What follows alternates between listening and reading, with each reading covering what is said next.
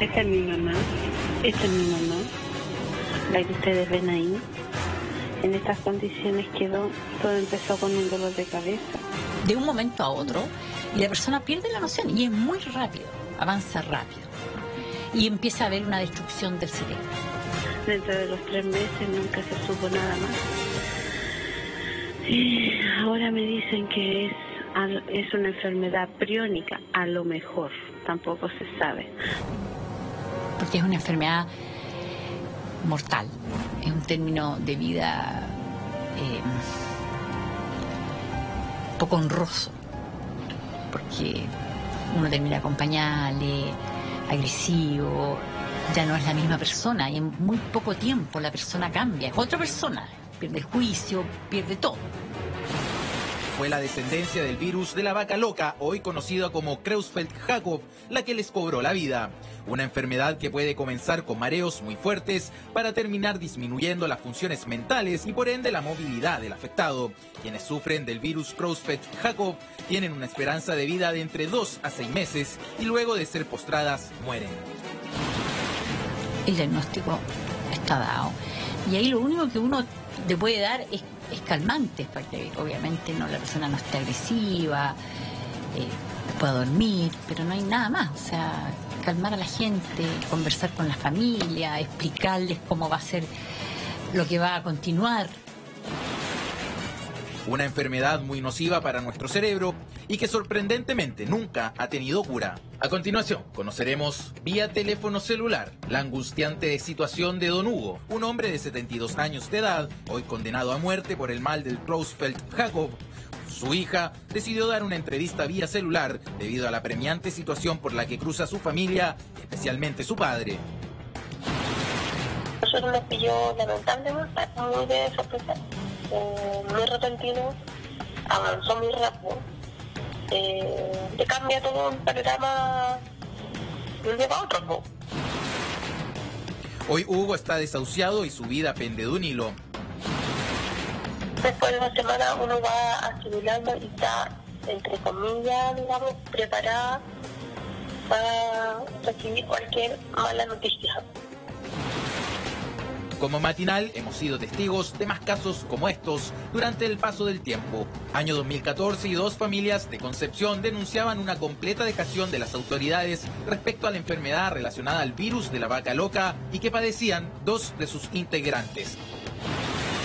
Preocupación nacional por mal de las vacas locas. Y es que luego de las entrevistas y documentos exclusivos que accedió Mañaneros, se levantaron las alarmas en el Hospital Regional de Concepción por 2 casos de Creutzfeldt-Jakob, que tienen hospitalizadas y casi desahuciadas a 2 mujeres. Con el neurólogo de cabecera y nos informó que tenía enfermedad de Creutzfeldt-Jakob y que le quedaban 2 a 4 meses de vida. Diagnosticarla es bien difícil. Para ella como paciente injusto y para nosotros súper doloroso verla como muere de a poco.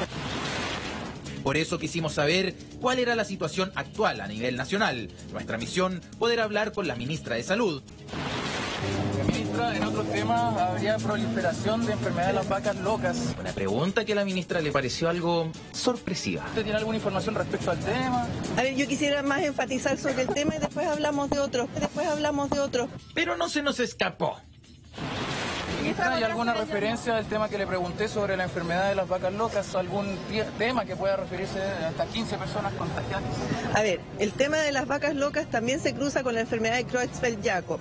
Todo esto tiene que ver con estudios que se hacen respecto a ello y para nosotros es un problema en el sentido de que detectado ya se sabe de que tiene un curso bastante complejo y serio de evolución. Y claro, tan complejo que aún científicos y el mundo de la medicina no sabe cómo se puede contraer el mortal virus del Creutzfeldt-Jakob. Doctores descartan que pueda ser por la ingesta de carne infectada, ya que en nuestro país el virus de la vaca loca se encuentra erradicado. Y para otros la culpa es de la maldita genética hereditaria, una enfermedad sin cura y que hoy sigue cobrando la vida de chilenos sin explicación alguna.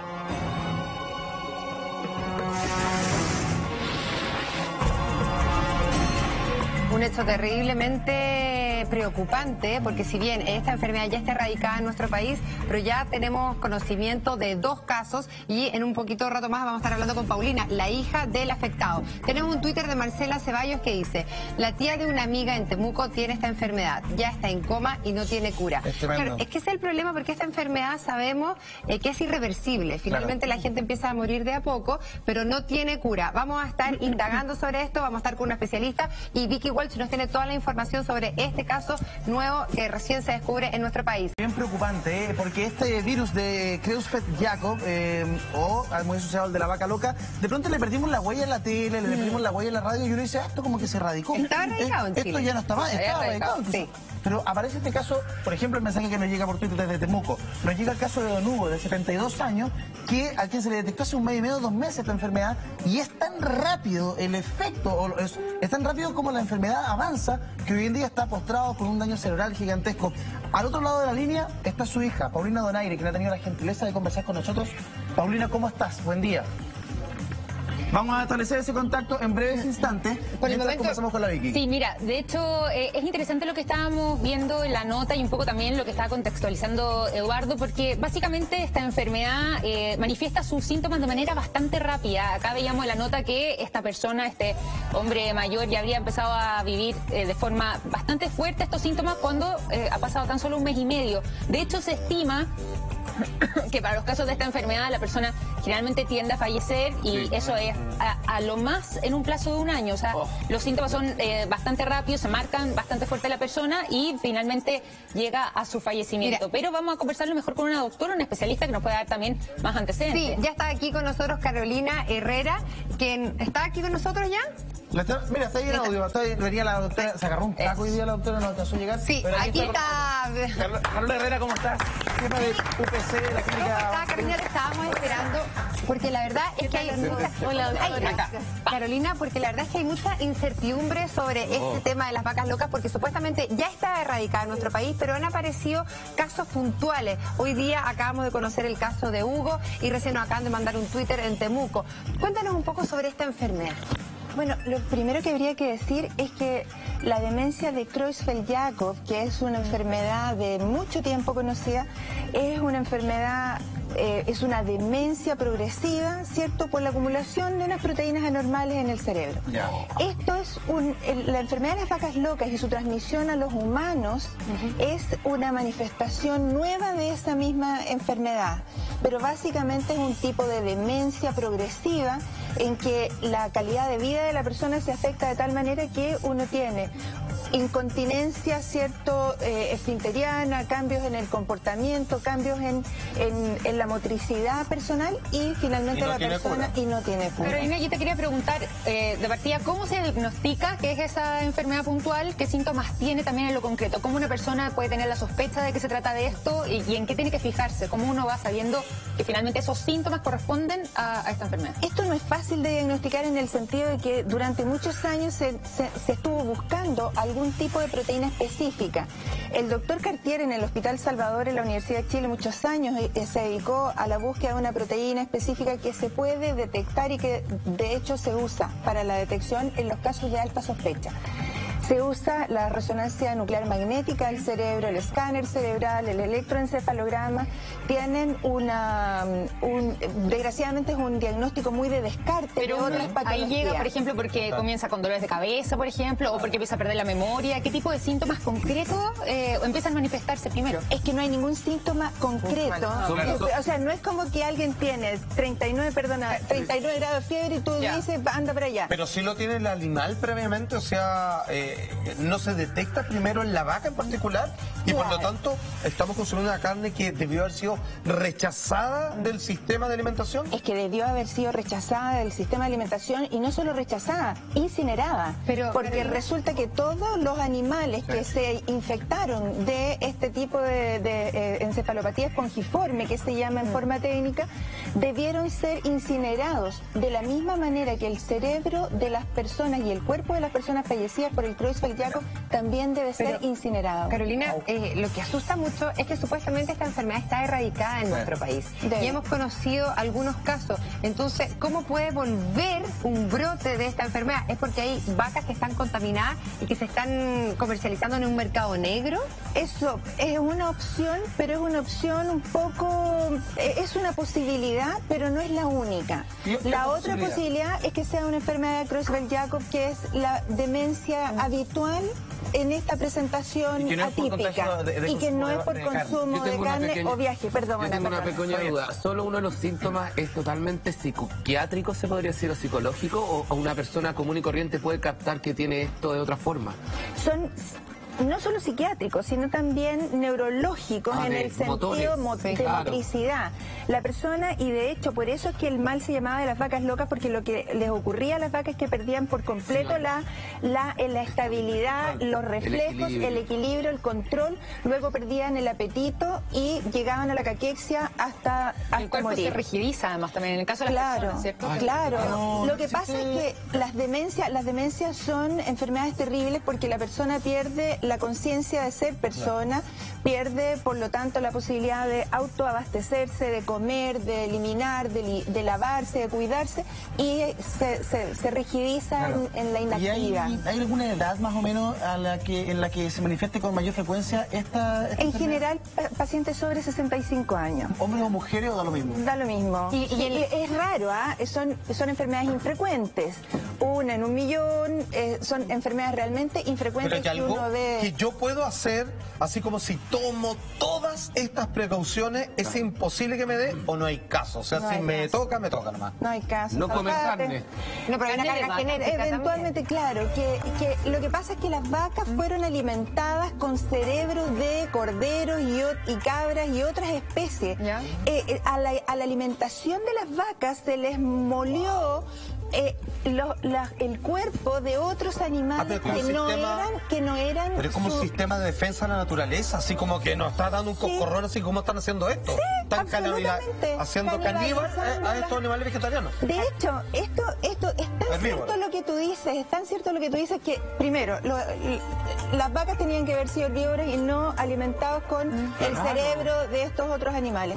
Y de hecho, hay algunas, no quiero equivocarme, hormonas del crecimiento que en algún minuto se pensó que podían haber estado contaminadas por esto. Pero entonces, por lo mismo, para colgarme un poco de la información que estás dando tú, si es que ya nosotros lo vemos, lo asociamos al tema de las vacas locas, pero también podría gente que consume otro tipo de carnes, cordero, por ejemplo, pollo, sin ir más lejos, que con los que también fueron alimentadas estas vacas, ¿ellos también podrían transmitir esta enfermedad? Si yo me como un cordero, ¿también corro riesgo? Lo que pasa es que el ciclo de la enfermedad no es como el quiste diatídico o no es como la triquinosis, que era simplemente la persona come el reservorio y se infecta a ella. Aquí hay un tema que se trata de que es una enfermedad transmitida por priones, que es un tipo de proteína que se va desnaturalizando y por lo tanto no depende de lo que tú comas, sino que de la cantidad de proteína que se vaya desnaturalizando y acumulando en tu cerebro. Pero no está presente solo en las vacas, eso yo. No está presente solo en las vacas, pero es en lo que el ciclo con el humano está bien definido, que fue la causa de los casos en los humanos. Carolina, entonces como todavía no está claro si esto sería porque hay animales contaminados o como tú bien dices, esta otra enfermedad que tiene síntomas en el fondo muy parecidos, entonces en el fondo el llamado que hace hoy día el Ministerio de Salud, que veíamos ahí a la ministra como que no dijo mucho, es, me imagino yo, a no consumir carnes que son del mercado negro, que son carnes que uno no sabe su procedencia, porque podría ser que están contaminadas. A ver, vamos a hacer lo siguiente.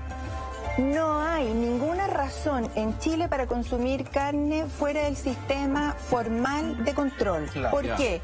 Porque si uno come carne en Punta Arenas puede estar contaminada con quiste diatídico, por ejemplo. Si uno come carne contaminada en el norte puede tener otras son transmisores de muchas patologías que uno tiene que evitar. Por lo tanto, se refuerza lo que a la población se le ha dicho siempre: no consuma carne faenada en mataderos no autorizados. Eso es de cajón, regla número 1. Y en eso influye también la preparación. Si yo me como un crudo, ¿es más peligroso? ¿Me puede dar más fácilmente esta enfermedad?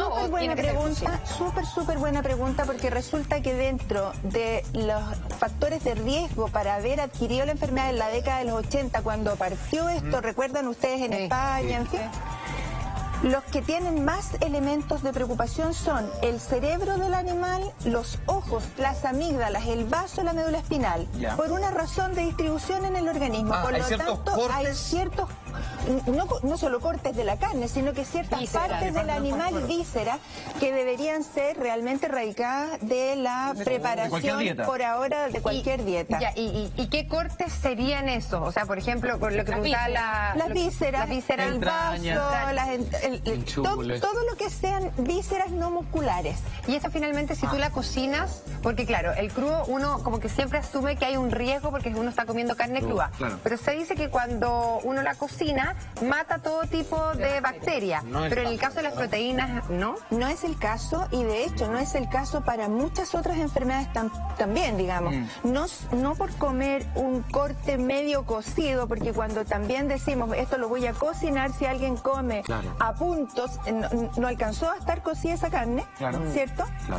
O sea, si tu carne tiene glóbulos rojos, sangre en el plato, no está cocida. Convengamos más o menos eso. Entonces el tema es, en este momento, el llamado es a ser prudente, a evitar el consumo de las partes del animal, de las vísceras, que en realidad son muy exóticas. Si alguien va a cocinar ojo, cerebro, vaso, es exótico. Por lo tanto, comer solo carne que provenga de mataderos quizás lo más peligroso sean los embutidos, ¿no? Que en realidad es una mazamorra de mezcla entre todo lo que sobra y lo demás. O sea, ahí habría que hacer un cuidadito. Pero yo entiendo también, Salfate, que para hacer embutidos en Chile y comercializarlos tienes que haber pasado la prueba de la blancura de todo tipo de autorizaciones sanitarias, y por lo tanto yo no haría un llamado al terror, digamos, sino que aquellos productos que están bien, que se les puede hacer el seguimiento de cada uno de sus ingredientes, ni un problema. Si una persona se contagia con esta enfermedad, ¿no hay ninguna posibilidad de que se salve? ¡Ay, qué dura pregunta! Porque si tú me preguntas si la enfermedad tiene tratamiento, te tengo que decir que no, pero es un poquito distinto a decir que se salve, porque de alguna manera el ser persona, y aquí es una cosa que vamos a tener que convenir, no sé si el ser persona es la vida consciente, la única vida válida, eso lo hemos dicho otras veces. Si una persona queda en un estado de demencia en el que tú lo tienes que atender, le tienes que cambiar los pañales, no puede moverse, tienes que cambiarlo de posición, lo tienes que alimentar por sonda, claro, no tiene cura, pero tampoco es, o sea, no hay cómo volver a ser la persona que era. Existir no es vivir en este caso. ¿Y por qué los enfermos en este caso son por lo general mayores de 60 años y se puede dar a los niños? No es que no les pueda dar. Lo que pasa es que la estadística es la estadística. Y ¿pero si no hay un niño contagiado con esta enfermedad? Yo recuerdo que las estadísticas, hasta las últimas reportes, había algún caso reportado, pero son... ¿Y pierden total conciencia de lo que a ellos le está pasando? No. Ellos están conscientes igual de su rigidez, de que no tienen control. Es que el dolor, por ejemplo, el dolor de la inmovilidad es algo que no te abandona aunque no tengas conciencia. La gente se queja al estar acostado. Los pacientes que tienen demencia de Alzheimer, por ejemplo, y que están postrados, sufren por estar postrados. O los con ataque cerebrovascular, algunos también. Carolina, yo te quería preguntar, porque además también veíamos en la nota parte de la información que decía que además esto también puede ser hereditario, es decir, algún antepasado que haya consumido carne que tenga esta proteína prion, y que finalmente se transmita a la próxima generación y ahí se manifiesta, se detone. ¿De qué manera pasa eso? ¿Cómo, para entenderlo bien y también un poco tomar resguardo, se puede o no en esos casos? Nuevamente tengo que contestarte que está descrito que hay un determinado porcentaje, que no quiero equivocarme, cerca de un 10% de pacientes que tienen la enfermedad en forma genética. Y eso significa que la posibilidad de que te dé existe. ¿Que te dé espontáneamente? Que se genere en algún punto de la vida. Ahora, nadie hace biopsias de cerebro y determinaciones, ¿cierto?, a priori si una persona está completamente sana y libre de síntomas. Pero si esa persona tiene, por ejemplo, un episodio ictal, o sea, convulsión en algún minuto, bajo alguna circunstancia, tiene descontrol motor, tiene descontrol esfinteriano, o cambia su personalidad, se inhibe, se pone más agresivo, en fin, hay algo diferente, esa persona tiene que ser estudiada. A propósito, yo, por ejemplo, hoy día no existe examen alguno que no sea entrar a picar ya al cerebro, que yo pueda revisarme y decir, usted tiene esta proteína que no se ha manifestado, pero que en algún momento puede que caiga en usted. ¿Hay algún tipo de examen con diagnóstico de este tipo? Sí, claro. ¿En serio? ¿Uno puede ir estando sano? O sea, a nivel experimental, les vuelvo a repetir, aquí por ahí por la década del 2012, el año 2012, el doctor Cartier en el Hospital Salvador hizo la determinación de una cohorte grande de pacientes, de cerca de 240 pacientes que tenían efectivamente la determinación de la proteína que se llama 1344 o 1433, una de los dos nombres, que es una proteína muy específica. Carolina, es que a mí me llama la atención porque aquí tenemos nosotros un caso, el de Hugo, de 72 años. Nos llegó un Twitter de otro caso en Temuco. También la Ale Valle conocía otro caso. Entonces, como que han aparecido, si bien son hechos aislados, pero tú no has escuchado, así a nivel ya médico, que se estén dando algunos episodios como esto, porque yo sé que generalmente el Ministerio de Salud tiene que mantener la calma, sobre todo ante enfermedades tan terribles como esta. Pero ojalá no bajar el perfil. Claro, pero no queremos bajar el perfil. Yo diría que el Ministerio está haciendo las cosas correctamente en el sentido de que es mucho más frecuente la demencia y el Creutzfeldt-Jakob de lo que uno piensa. Claro. Con alguna frecuencia, yo recuerdo en el año pasado haber tenido una paciente que fue así, de un mes a otro, la paciente en un mes cambió significativamente su condición de vida, convulsionó, tuvo un primer episodio, después finalmente salió completamente postrada en un lapso muy corto de la UCI. Doctora, quiero compartir con usted este mensaje que nos llega en Twitter y del cual quizás podríamos aprender algo. Paz Aranea dice, la enfermedad de las vacas locas suele dar a jóvenes, esos son contagiados. Los mayores de 60 son SJ, enfermedad de Creutzfeldt-Jakob genético y nada que ver con las vacas.